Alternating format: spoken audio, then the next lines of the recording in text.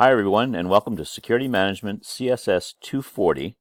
My name is Dr. Brian Wisniewski, and I'll be your instructor for the next 15 weeks. Now let me start by saying that I hope that I will not bore the tears out of you with death by PowerPoint, but this first lesson really lends itself to this format, so we'll stick with it for now. Those who have had me in the course before understand I try to mix things up a little bit, but for this particular first week, we're going to really just look at the syllabus and look at the rules of the road. Some of you have not taken an online course before, perhaps, and so if we're on the same footing, it's worth that first week to get there, so that's where we're going to begin. So the best place to start is what we hope to learn by the end of the 15 weeks. And security managers use relationships to be successful, period. If you have great relationships, you will be successful in security management. The body of knowledge that you'll learn in your studies here at Slippery Rock are definitely going to serve you well. But if you have poor relationships with your internal and external partners, you're really not going to go very far. So we're going to really take this semester to study those relationships, how they're important, how you can capitalize on those to make you a successful security manager. We're going to talk a little bit about planning and budgeting. Don't get hung up on math. I'm not really great at math myself, so we're not going to go that deep into it. But understanding the basics of a line item budget will serve you pretty well. We're going to talk about internal and external partnerships, and the external ones come with some risk, and they're very much pushed today that you need to have those external public-private partnerships in security management, but and they work very well, and you won't survive without them, but there are some pitfalls, and we're going to talk about those so that you're well prepared when those come about. And then we're going to talk about the intersection of management and leadership, and how we transform ourselves from just being managers of things to leaders of people. But before we delve into all of that, let's talk about the format of the course. It's 100% online, but there will be weekly deliverables. So it's not a course where you can take the course and at the end just spend a week locked away somewhere, get all the work done, turn in all the final projects, and be done with the course. Every week builds on the one before. There'll be reading, lecture, and writing each week, and I try to balance that. If it's a longer lecture, it'll be less reading or less writing, or if it's a lot of writing, it'll be less. So everything kind of balances out to equal about the amount of work you do in a normal classroom situation. There's going to be quizzes, discussions, there's a midterm and a final paper. Don't get hung up on the final paper. It's a reflection paper. Again, those in the class who've had it before understand what that is. It's a certain format that we'll use, but it really comes down to a recap of what you learned and the things that you thought you could use in your practice in the end. So it's not a difficult paper to write, and that will be done in first person, so that makes it even easier.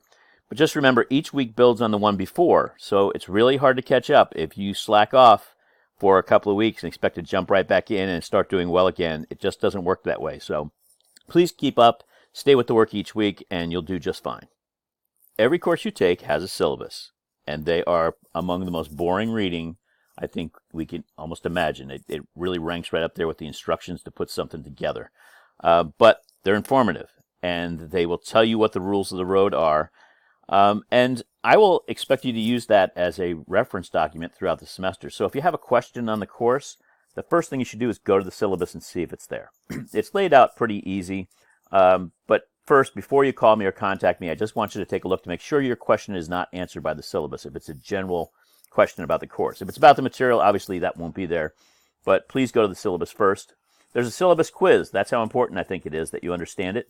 Easiest points you'll ever earn, same as in a regular quiz, and you only study you have to do is to read the syllabus and watch this lecture, so I would take those points and run. But I think it's also important that we go over the syllabus together, at least the high points. Not everything you need to know is in this lecture, so you do need to read that syllabus before the week is out, but let's go over the important parts together so we're sure we're on the same page. So you've probably noticed by now there's not a required text for this course, and that is by design.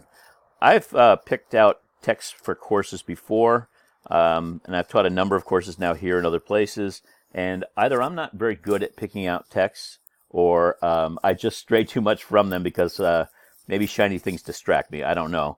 But the text I picked out before, the one thing I've heard back from students in reviews normally is the text really didn't do much good. It wasn't required for the course. I didn't use it as much as I thought I would. And so my thought is, why then are we spending time and or money, especially the money side, on something that we're really not going to use? So I'm going to supply articles, videos, journal pieces for the course each week. Just know that some journal articles can be tough to read. If you're not used to academic journals, they can be a little tough to read. But again, part of that balance, if it's a tough read article, then I'm going to give you a shorter amount to read as opposed to an easy read, which you'll have more volume, if you will. So so don't get hung up on the toughness of the reading, because if you start to read an article and you say, wow, this is really complex, well, it's going to be short, okay? And there's going to be a point to it, and vice versa.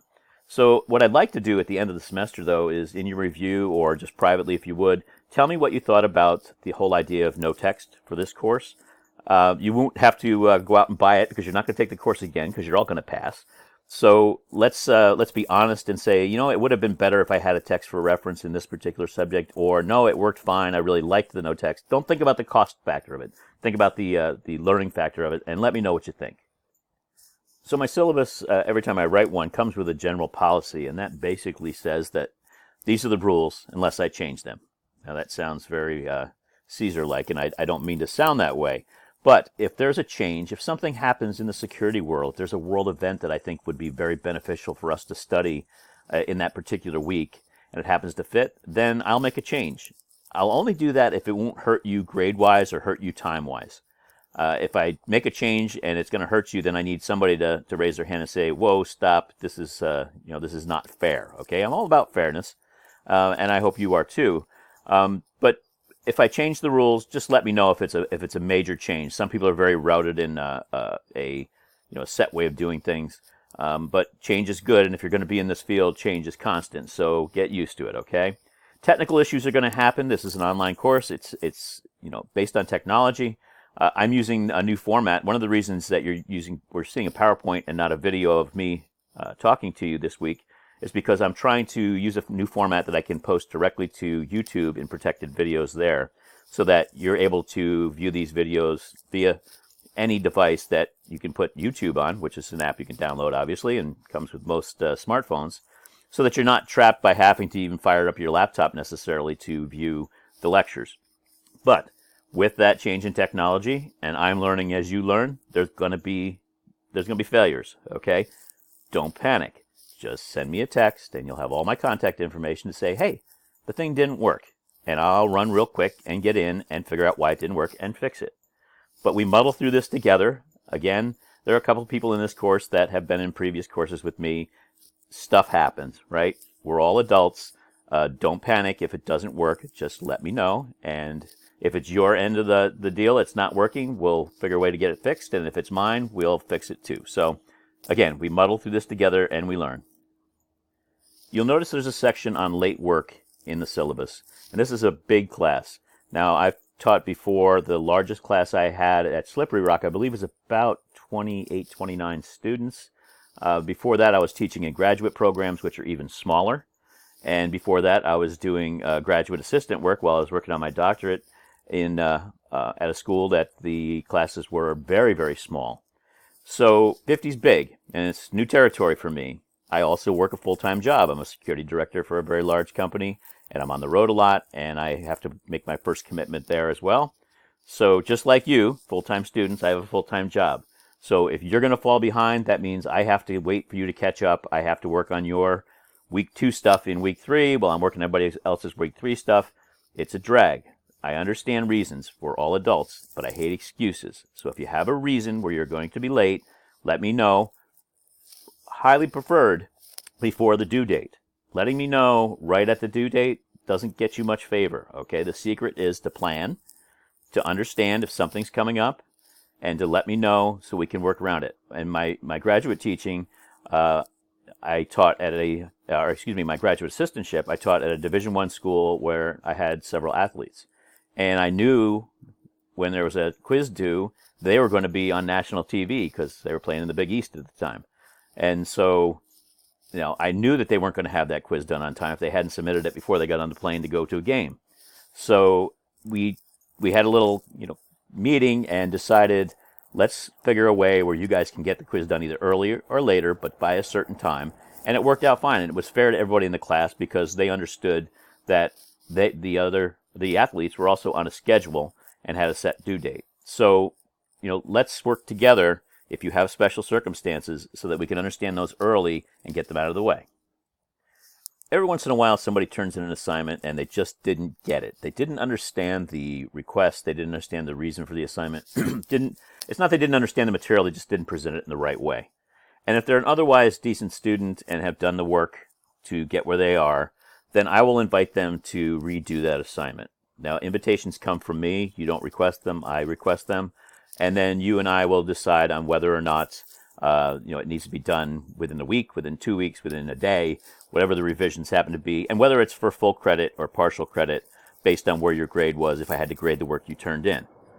Again, turn in your best work, but we all make mistakes. Sometimes you've got a great student who you give an assignment to and you ask for A and they give you B. And I reserve the right to go back and say, you know what, let's try that one more time.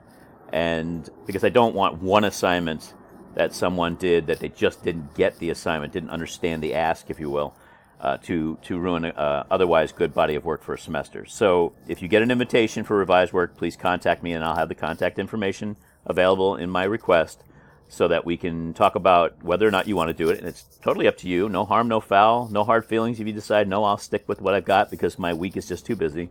But you may receive an invitation to revise your work, and if you do, I suggest you consider it because it can only improve your grade if the second attempt is worse than the first. We just go with the first grade and we move on. So discussion posts are a big part of this course because it's a way for you to show everyone that you understand the work and you understand it your own way, and to present it so that others can understand things the way you do, perhaps, or look at other lenses on the work. So discussion posts are a graded assignment, and I'm always a little nervous on discussion posts because there's always one or two students who use it as a rant. This is not Facebook, okay? These are academic submissions, and no one by the end of the semester should know your politics, your religious beliefs, any of those things, because they don't come into play. You can take political science, you can take modern religions if you like. I'm sure they're offered here. But in this course, those aren't anything that come into play. And as an academic, you need to look at things very much in the academic lens. Therefore, I should not know, and you should not know my political leanings, religious beliefs, anything like that by the end of the semester because they're just not coming into play. You must be collegial in these. When someone says, I disagree, and in fact, I encourage disagreement at some point in these, and it may be mandatory that you find someone you disagree with and openly disagree with them. But there's a nice way to say that. I see your point, but I have an alternate view. I understand, but I disagree with your point on X because of Y. That's a collegial way to do it. To say, quote, you're out of your mind, isn't really helpful to anyone and probably is not accurate. So let's keep the rants and the rudeness toward the social media that tends to accept that stuff for whatever reason, but let's not use it here. Collegial, open-minded, academic, that is what your discussion post should look like. I have posted office hours, and I think I have Wednesdays from 6 to 8 p.m. and Saturdays from 9 till 11 or 9 till noon. I don't even remember what they are, but my phone is always on, so it's not a big gig to call me during those times, and certainly I'd be available those times. But I encourage you, if you have a question, if you have a concern, if you need information, to just send me a text, and the number will be provided, saying this is so-and-so, and I have a question about whatever. And we will get together either by email or by phone. And if you talk to me by phone, and many of you have in the past actually already, it's really practice for talking to your next boss. So, don't get all jammed up on, oh my gosh, I'm talking to my instructor at, 9 p.m. on a Thursday night. That's when I work on your stuff, so it's okay for me, and it's good practice. So it's whatever the best communications method is, we're going to use that. Whatever the best hours are, we're going to use that. With that said, I travel a fair amount. So, as you're watching this in week 1, I will be in Chiang Mai, Thailand, doing a presentation on Wednesday and 2 presentations on Tuesday, a short one on Wednesday, then getting back on a plane to come home. And the flight there is 27 plus hours total time. Coming home, it's a little shorter, but there'll be a 24-hour period, if you will, where I will not necessarily be able to answer you until I get back into U.S. airspace where I can use text on the plane. So just understand that if you need information, ask and wait. I am committed to, within 24 hours, getting back to people. I don't have any direct flights that last that long, obviously. So when I get to an airport, I fire it up, I take a look, and I answer you back. But you could have a little bit of a wait sometimes, but it'll never be more than a day. And I encourage you to reach out at any hour. If I'm asleep, you're just not going to hear from me until I wake up. So it's not a big gig. I shut the buzzers and the ringers off. So please contact me whenever you have questions, because I enjoy hearing from students, and I don't want you to wait or be, hesitant to contact me. In the syllabus, you'll see a long table that has the weekly breakdown and just a paragraph, maybe two, on what we're going to talk about that week. I did not post our readings ahead of time because I've done that in the past, and students got too far ahead and started to confuse things. And so I will give you the readings and the lectures as they roll off each week. But there's also a breakdown of the points per assignment. And again, you have a syllabus quiz due this week and a discussion introducing yourself this week. And both will be graded, and they're almost freebies because one is talking about yourself and the other is talking about the syllabus. If you can't ace those two, then we probably should talk. I also wanted to say that there's a number of non-Homeland/corporate security students in this course. This course is a CSS course. It is primarily geared toward protective security/physical security. However, I encourage people in other domains to look at this through, again, their lens. What do they hope to get out of the course?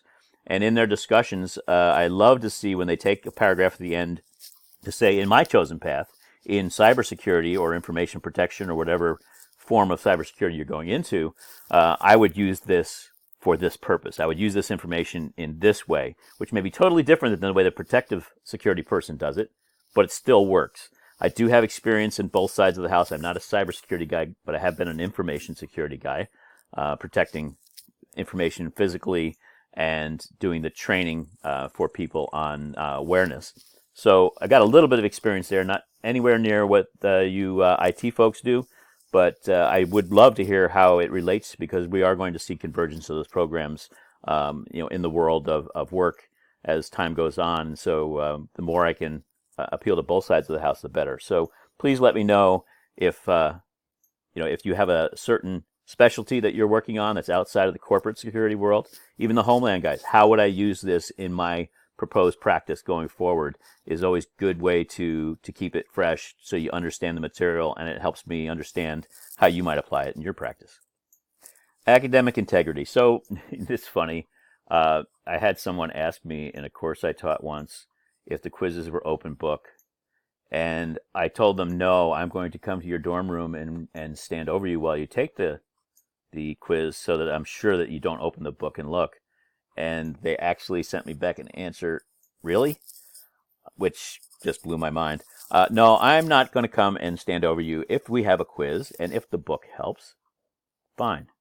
If we have a quiz and somebody in the class and you want to work together on that, that's fine. I can't stop it, for one thing. But second off, you're still learning. The quizzes, however, are mixed up. You may not. I take questions from a test bank. So on a 10-question quiz, let's say, you may get 10 totally different questions than someone else in the class. In fact, they will likely be in a different order and certainly be different questions on every quiz. Every one of them is somewhat unique. So, to just say, what are the answers to the 10 questions, and somebody gives you A, C, D, B, and you write those down and you click those, it ends horribly, because I've seen it.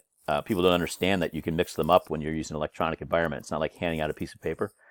So I caution you on that.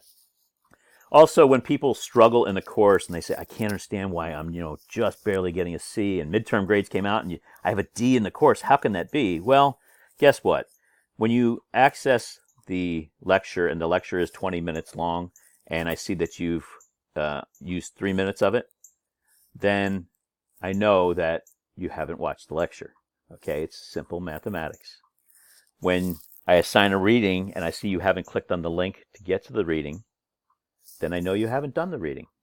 So I can see all the activity that you use in the course, how often you go in, how long you stay, and what you look at, the beauty of electronics. So a lot of students didn't understand that in one of the first courses I taught at SRU. And I had two of them, I'm trying so hard and I'm doing all the work and I can't understand why I'm getting a D. And, I had to call bull on that because I could see it. And then they admitted, yeah, I guess I probably should, buckle down a little. And they did fine. But just understand that I use all the tools available to scan papers, so please don't plagiarize. It's just ugly, and it gets you into trouble, and it's not worth the juice is not worth the squeeze on plagiarizing. I'll tell you that right now, because almost every paper that's submitted electronically now goes into a central database, and it scans, and every paper comes back with about 10% material already submitted in some form, because there's only just so many sentence combinations to go in this world. But please do your own work. But when it comes to quizzes, when it comes to working together, I have no problems with that. If you want somebody to read your paper for you to see where you might improve, great, fantastic. It's something done in graduate school all the time. You actually pick somebody to read all of your work, and they do an edit for you. So I don't frown on working together at all, but please submit your own work in the end. Real quick word on students with disabilities. We have a policy at SRU and generally in education to support people with disabilities. If you have identified yourself as having a learning disability or disability in any way that can be accommodated, any way I can make it easier for you, please let me know. I have gone through the list to make sure that if there are anybody that has self-identified, that I understand that. But the accommodations will always be fair to everyone, and that's important. Again, fairness. But if you have, if you're having issues with something and you think I can help you be better because of a potential learning disability, please let me know. I will always accommodate that. So there's a little bit about me in the syllabus. A little bit. I've done an introduction myself to give you an idea of the format that I'd like to see. I'm a lifelong learner, and you've heard that term before, I'm sure. But I've earned a diploma or degree in every decade of my life since the time I was under 10 years old. So I got my kindergarten graduation, just like many of you did. Got that little diploma, and an elementary school one, and a high school, an associate's degree, a bachelor's degree, a master's degree, and a doctorate. And I've done those all in a different decade. And it's just because I really like going to school. I really like learning new things. And so I understand the challenges that many of you have if you have outside commitments, because every degree I've received, I've done while working full-time and raising a family. So I get it. I'm not saying that because, if I did it, you can do it. We're all different, but I understand it. So if you have special challenges that are impeding your ability to get the work done, let me know what those are so we can understand each other. I worked for the same employer for 32 years under different flags. And as business goes, there are mergers, acquisitions, spin-offs, and I've been spun and merged and acquired many times. And I've worked in different facets of the business. So although my resume says I've worked 32 years in pharmaceutical security, I have also done executive protection. I've done information protection. I've done planning. I've been on the budget side before. Staffing side before, secondments with human resources. So I've kind of run the gamut inside of the same big set of four walls, but I've tried to expand my knowledge across the domains of security and other practices. So I hope that my experience is helpful for you.